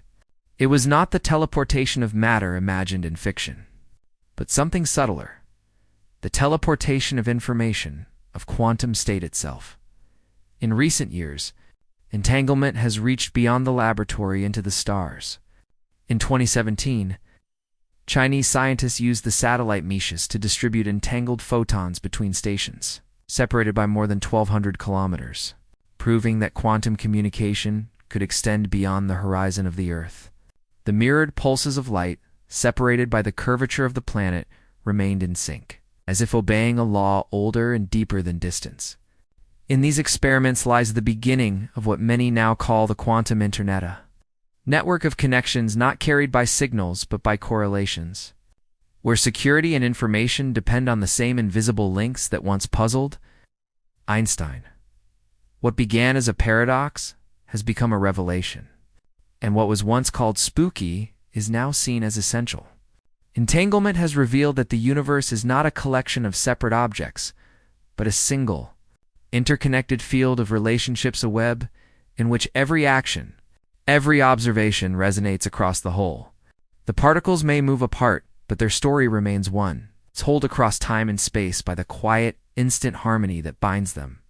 It is a vision that defies common sense, yet feels strangely intimate, as though the cosmos itself were aware of its own reflection. And in that mirrored dance of entangled twins, flickering across galaxies and laboratories alike, the universe seems to whisper that separation was always an illusion, and that everything, from the faintest photon to the farthest star, has always been part of the same unbroken conversation. In the final decades of the 20th century, as silicon circuits began to reach their physical limits and the old laws of classical computing approached exhaustion, a quiet and daring idea began to take root among physicists and engineers, a dream of machines that could think not in certainties, but in probabilities. For more than half a century, the world had been built on the logic of zeros and ones, of switches that were either on or off, true or false, a digital rhythm that had carried humanity from room-sized computers to pocket-sized devices of astonishing power. Yet beneath that familiar binary pulse lay the deeper, stranger logic of the quantum world, where particles could exist in many states at once, and where the line between yes and no blurred into something far more fluid. It was there, in the quiet hum of laboratories filled with vacuum chambers and cryogenic coils, that a new kind of computer was beginning to take shape, one that would not simply process information, but uncertainty itself. To understand this revolution, one must first recall the basic promise of quantum mechanics, that the smallest units of nature are not fixed entities, but clouds of possibility. An electron does not have a definite position until it is measured. A photon can be both particle and wave, depending on how it is observed. In the world of computation, this translates into the idea of a quantum bit, or qubit, a unit of information that can represent both 0 and 1 simultaneously through a property known as superposition. Whereas a classical bit is like a switch that must choose between two states, a qubit is more like a spinning coin in midair, embodying every possibility until the moment of measurement. The beauty of this concept lies in its scale. A single qubit is modest, but as more are linked together, the number of possible states grows exponentially, allowing a quantum computer to explore countless outcomes at once. Where a classical machine must try one path after another, a quantum computer can wander through many paths in parallel, guided not by certainty, but by probability itself. It is a principle both elegant and deeply counterintuitive, for it defies the very way the human mind conceives of logic. Yet in the past 2 decades, this delicate balancing act between possibilities has moved from theory to experiment. In cooled laboratories at IBM, Google, and D-Wave Systems, researchers have been building and testing quantum processors devices, no larger than a fingernail yet containing circuits so fragile they must be isolated from the vibrations of the outside world, shielded from stray light, and chilled to temperatures near absolute zero. Inside these machines, electrons and photons behave not as mechanical switches, but as quantum states, fields of probability that must be controlled with exquisite precision. The smallest disturbance, a stray magnetic pulse, a hint of heat, can cause a qubit to collapse, losing its superposition and reverting to a simple 0 or 1. To prevent this, engineers use superconducting materials cooled by liquid helium, trapping qubits in magnetic fields or optical lattice, holding them steady like fireflies caught in the still air of a frozen night. At IBM's Research Center in Yorktown Heights, the early models of these machines hum softly within gleaming cylindrical refrigerators, stacked like futuristic bells of polished metal. Each layer inside serves a purpose: shielding, cooling, calibrating, reducing thermal noise until the qubits inside rest in silence. The scientists who tend them speak with the reverence once reserved for astronomers or watchmakers. They describe each qubit's coherence, time the fleeting duration it can maintain, its quantum state before decoherence pulls it back to reality, as though it were a living thing with a pulse and breath. Google's team in California, led by researchers like John Martinez, achieved a milestone in 2019 when their machine, nicknamed Sycamore, performed a calculation in 200 seconds that would have taken a classical supercomputer thousands of years. It was not a task of practical importance, but a proof of principle, a sign that quantum advantage, the point at which these strange machines outperform all others, was not just a dream but a horizon now visible. Meanwhile, in Canada, the company D-Wave pursued a different path, building quantum annealers designed not for universal computation but for optimization. Finding the best solution among countless possibilities, their machines operating within vacuum chambers and cooled by the silver dew of liquid helium resemble sculptures of engineering poetry, lattice of qubits arranged in networks. Their interactions guided by magnetic fields rather than digital logic. Though debated in the scientific community for their precise level of quantumness, these systems have been used to model molecular behavior, logistics, and even financial patterns tasks where probability, not precision, holds the key. The work is still young, filled with challenge and fragility, but the direction is clear. A new architecture of thought is being built, one that does not fight uncertainty, but learns to harness it. The world within these machines is almost silent. There are no blinking lights or spinning drives, only the soft murmur of pumps and the faint hiss of helium gas escaping through narrow tubes. When the chamber is sealed and cooled, the qubits begin their quiet computation, evolving through countless possible states, tracing patterns no human can yet fully follow. The results emerge not as lines of code but as probabilities, distributions, likelihoods, the language of nature itself. To watch it is to glimpse a reflection of the quantum world translated into machinery, as though the universe, after billions of years of operating in secret, had finally taught humanity to mimic its own methods. Yet the road ahead is long and uncertain. The fragility of quantum states, the difficulty of scaling qubits without noise, the challenge of error correction all stand as barriers that have tested even the most determined researchers. Still, there is a quiet faith among those who work in the chilled rooms of IBM, Google, and D-Wave, a belief that what they are building is not merely a faster computer, but a new kind of instrumenta, bridge between abstract theory and tangible possibility. They speak of future machines with thousands or millions of qubits, capable of modeling molecules for new medicines, predicting weather with atomic precision, or solving equations that today's most powerful supercomputers could never begin to approach. Some even imagine a future quantum internet, where entangled particles transmit information across vast distances, secure and instantaneous, bound not by wires, but by the same invisible correlations that once baffled Einstein. For now, however, the revolution hums quietly, hidden in basement laboratories and vacuum chambers, where temperatures fall to near zero and light itself seems to move slower. Inside these metal cylinders, the future is being written not in ones and zeros, but in waves and probabilities, each calculation a whisper between possibilities. It is a strange and delicate frontier, one that demands patience, precision, and imagination. Yet if history has shown anything, it is that from the smallest tremors of discovery, Planck's constant, Bohr's atom, Schrödinger's waves, whole worlds can emerge.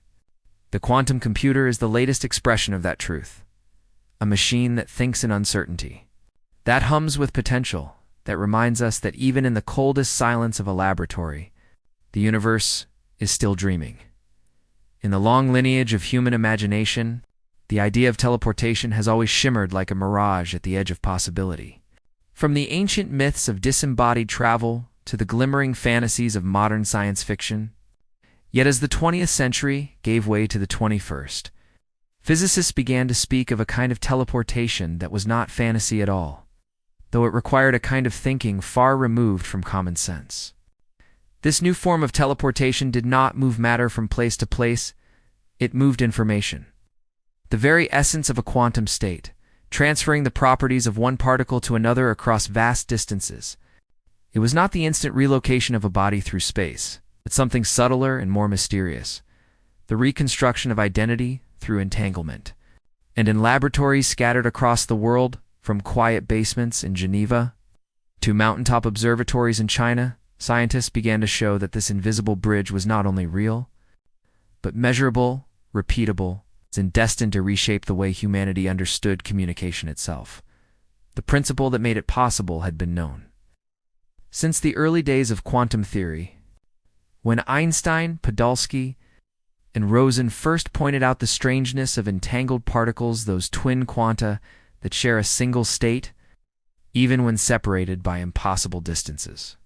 For decades, this spooky action at a distance, as Einstein had called it, was treated as a philosophical curiosity, something to be debated but never used. Yet by the late 20th century, a new generation of physicists realized that what Einstein had found unsettling could, with care and precision, become a tool. If two particles could remain entangled across space, then perhaps the information describing the state of a third particle could be transmitted between them without ever crossing the space in between. The original particle would vanish its state, destroy its twin. Elsewhere would take on its exact quantum identity. Nothing material would move, and yet the information that defined the particle's reality would appear in another place. It was quite literally teleportation. The first experimental proof came in 1997, when a team at the University of Innsbruck, led by Anton Zeilinger, succeeded in teleporting the quantum state of a photon from one point to another using a process known as quantum entanglement swapping. Their setup was as intricate as it was delicate. Laser beams, mirrors, and detectors arranged on long optical tables in a room kept perfectly still. They produced pairs of entangled photons, measured one, and transferred its state to another, demonstrating for the first time that information could leap across space through the invisible thread of quantum connection. The distances were small at first, mere meters, but the implications were immense. What had once been a thought experiment was now a fact, verified by instruments and equations, recorded in data that no one could deny. From that point on, progress came swiftly. In the early 2000s, teams in Geneva began extending the range of teleportation using optical fibers buried beneath the streets, sending quantum states across kilometers with unprecedented fidelity. On clear nights, beams of red light crossed the air between two buildings, visible to passersby but alive with coded information, a faint, silent signal whispering through the night. Each photon carried with it the signature of its entangled twin, and each measurement confirmed what seemed almost impossible: the teleportation of quantum information through open air.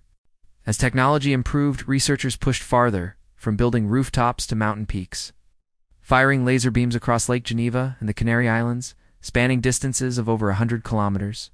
The light had to travel through thin mountain air, through dust and turbulence and the shimmer of heat, yet the entanglement endured. The photons behaved as if space itself were merely a suggestion. The culmination of this effort came in 2017, when Chinese scientists under the leadership of Pan Zhonwei used a satellite named Mischius to perform quantum teleportation between Earth and orbit. The satellite, circling hundreds of kilometers above the planet, carried equipment capable of producing and detecting entangled photons. On the ground, in stations separated by mountains and valleys, telescopes pointed upward, waiting to catch faint signals from the night sky. Over several long nights, as clouds drifted and lasers pulsed in silence, they succeeded in teleporting the quantum state of a photon from Earth to space, a leap that confirmed not only the endurance of entanglement, but its potential to connect worlds. The experiment was as poetic as it was precise. Beams of light crossing the thin edge of the atmosphere, carrying with them the first whispers of what could one day become a quantum internet. A network bound not by wires, but by the laws of nature itself. This dream of a quantum network, unhackable and incorruptible, rests on the same principles that once confounded Einstein. In ordinary communication, information can be intercepted, copied, or altered. But in the quantum realm, the act of measurement itself changes what is measured. If a hacker were to intercept an entangled particle, the interference would be visible instantly, collapsing the delicate state and alerting both sender and receiver. In this way, quantum communication promises a level of security beyond anything imaginable in classical systems. A world where information can be shared but never stolen, where messages cross continents not through cables but through entangled photons. each one a messenger that cannot be duplicated or deceived. In laboratories from Delft to Vienna, from Tokyo to Vancouver, small networks are already being tested, fiber links glowing faintly in the dark, each one carrying the quiet pulse of quantum information. To walk into one of these laboratories is to enter a world both scientific and serene. The air is cool and dry, the light subdued, the instruments arranged with the symmetry of a chapel. Optical fibers snake across the tables like veins of glass. Mirrors, lenses, and detectors glint under the glow of monitors. Somewhere beyond the visible spectrum, pairs of photons are born together. Parting at the speed of light, one sent into the sky, the other into a receiver across a lake or up a mountain. They do not communicate in the way ordinary things do. They simply remain parts of the same whole, reacting to one another as though time and distance were illusions. On the screens, faint patterns appear, the data that confirms another successful transmission. And for a moment, the hum of the cooling systems and the whisper of the lasers seem like the breath of something alive. It is easy to mistake all this for magic, to see in it the revival of ancient dreams of instant travel or infinite connection.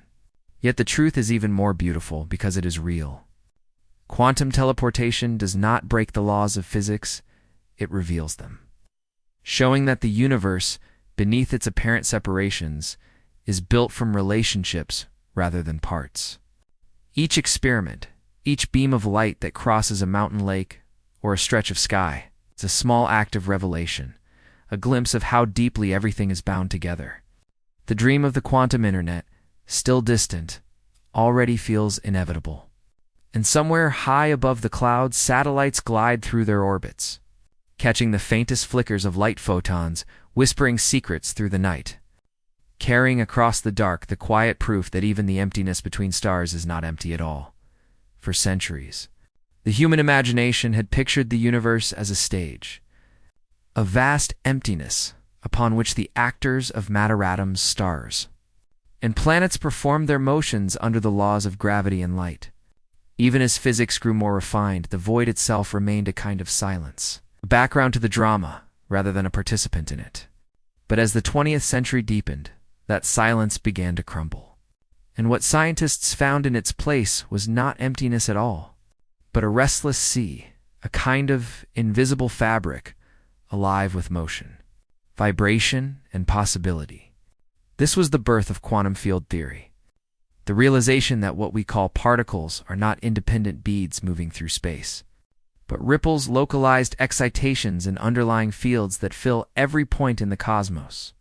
In this view, there are no true solids, no perfect vacuums, no spaces between things, only patterns rising and falling in a vast ocean of presence. The universe as a sea of invisible music. The foundations of this idea were laid in the early decades of the 20th century, when the strange discoveries of quantum mechanics and the insights of relativity began to converge. Physicists like Paul Dirac, Richard Feynman, and Shinichiro Tominaga sought to reconcile how particles interacted with light, how electrons and photons exchanged energy, and why their behavior seemed governed by both probability and geometry. Out of their efforts emerged a new language of reality quantum electrodynamics, or QED, the first true quantum field theory. It described light and matter not as separate entities, but as manifestations of two interwoven fields, the electromagnetic field and the electron field. When one vibrated, the other responded, and the exchange of energy between them was what we perceived as particles. An electron was a stable ripple in one field, a photon a pulse in another, and space itself was the medium through which these ripples traveled. What had once been the void became the very source of everything. Feynman, whose imagination could turn equations into pictures, likened the quantum field to a restless landscape, a place where fluctuations never ceased. Even in the absence of matter or energy, space was never truly still. Tiny disturbances, virtual particles flickered in and out of existence, borrowing energy from the vacuum and then vanishing again in times too short to measure. The vacuum, far from being empty, was full of ghostly activity. a background hum of creation and destruction so constant that it formed the very foundation of the universe. Later generations of physicists would call this vacuum energy. And though its exact nature remains one of the deepest mysteries in science, its effects can be seen everywhere, from the slight shifts in an atom's energy levels to the expansion of the cosmos itself. The emptiness between galaxies, once thought to be nothing, is now understood to be a living fabric, resonating with unseen energy. As the decades passed, the field concept expanded beyond light and electrons to encompass all known forces and particles. By the 1960s, the physicists of the Standard Model had woven an intricate tapestry of fields: the strong nuclear field carried by gluons, the weak nuclear field mediated by W and Z bosons, and the fields associated with quarks, leptons, and neutrinos. Each type of particle corresponded to a specific vibration. Each interaction, a pattern of interference among these invisible waves. Yet something was missing. According to theory, many of these fields should have been perfectly symmetrical, leaving their particles massless and free to move at the speed of light. The universe we observed, however, was not so graceful. Particles had mass, and symmetry had been broken. The question that haunted physicists was simple, yet profound. Where did mass come from? The answer arrived, at least in theory, in 1964, when a group of scientists, Peter Higgs in Edinburgh, Francois Englert and Robert Broud in Brussels, and others working independently, proposed a daring idea. They suggested that space itself was permeated by yet another field, an all-pervading energy that interacted with certain particles and slowed them down, giving them the appearance of mass. It was not that these particles possessed inherent weight, but rather that they moved through a medium that resisted their motion, like swimmers wading through invisible water. This field, now known as the Higgs field, was invisible, silent, yet omnipresent, filling every atom, every corner of the cosmos. Its associated particle, the Higgs boson, would be the ripple, the tangible signature of that hidden field. Though it was so fleeting and heavy that detecting it seemed almost impossible, for nearly half a century, the search for the Higgs boson became one of the great quests of modern science. It demanded machines of unprecedented scale, instruments capable of recreating the conditions that existed. Moments after the Big Bang, this dream took form beneath the border of France and Switzerland, where the European Organization for Nuclear Research, or CERN, constructed the Large Hadron Collider, a circular tunnel 17 miles long, buried 100 meters underground. Inside it, protons were accelerated to nearly the speed of light and smashed together with unimaginable force. For years, detectors the size of cathedrals recorded the aftermath of these collisions, sorting through billions of events in search of a single, unmistakable pattern of decay, trace that would reveal the presence of the Higgs. It was a search both technical and philosophical, an effort to confirm that the universe's most fundamental property arose, not from substance, but from interaction. On July 4, 2012, the discovery was announced. The detectors Atlas and CMS had both observed a new particle with a mass around 125 gigaelectronvolts, matching the long-predicted signature of the Higgs boson. In auditoriums across CERN, scientists who had worked decades for this moment stood and applauded, their faces lit by the glow of data plots rather than fireworks. Peter Higgs, a soft-spoken man who had once doubted his theory would ever be proven, wept quietly